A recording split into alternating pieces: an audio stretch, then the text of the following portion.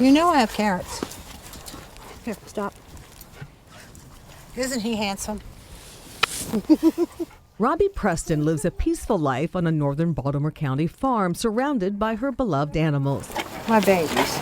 It's a life she cherishes even more now. Now you see why I had to get over this lung cancer stuff? Robbie, a retired nurse and former smoker, had a CT scan of her chest for a non-cancer related illness. I got the CAT scan results back and I knew what it said. I'm in my left upper lobe. I had a 1.7 centimeter nodule. Stage 1 lung cancer. Because Robbie's tumor was less than the size of a dime, she had something called a segmentectomy, which is kind of the smallest amount of lung that we can take and offer cure, and we know that it'll be a durable cure. Dr. Stewart said Robbie's cancer was caught very early. She was lucky to have that unrelated CT scan. Dr. Stewart believes lung cancer screenings should be part of everyone's health care, not just those who fit the strict criteria of being between the ages of 50 and 80 and having more than what's called a 20-pack a year smoking history. Do you think there should be universal screenings after a certain age? I do.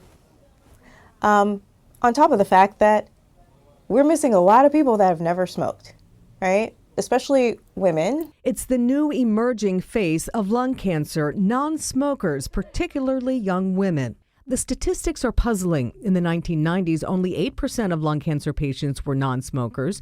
By 2013, that number jumped to 15%, and by 2025, it's 20 to 25%. So why is this happening? Well, scientists say there are some possibilities: pollution, secondhand smoke, genetics, and radon exposure. As well as just chance. A lot of times people can just develop cancer spontaneously. So it doesn't speak to anything that people did. Dr. Stuart Martin is the deputy director of the University of Maryland Greenebaum Comprehensive Cancer Center. He says early detection is critical. By the time someone feels symptoms, the cancer has likely spread.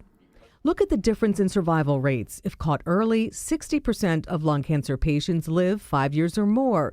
But if the lung cancer has spread to other organs, that number plummets to just 10% living more than 5 years. That's why it's important just to have everybody get screened, particularly populations that are at high risk. In the past, Maryland has had as few as 3% of those people getting screened.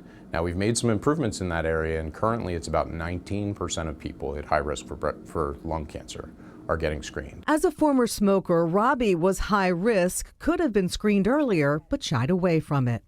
I don't know if I felt the fear of what they were going to find, or if I felt like that I don't have anything, it can't possibly be me. That's the last carrot.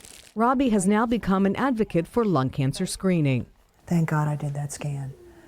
Thank God, because it was just a lucky find. She believes many other lives could be saved, especially those with no smoking history, if there weren't such strict criteria for screening. They don't make you do that for a mammogram. They don't make you do that for a colonoscopy. They don't make you do that for a pap smear. Why do they make you do it for lung cancer screening when it's the deadliest cancer that we face today? That was Minnie Becerra reporting for us. Symptoms of lung cancer are the same for both smokers and non-smokers: feeling generally unwell, fatigue, frequent coughing up blood, chest pain, wheezing, and shortness of breath. If you have any of those symptoms, talk to your doctor.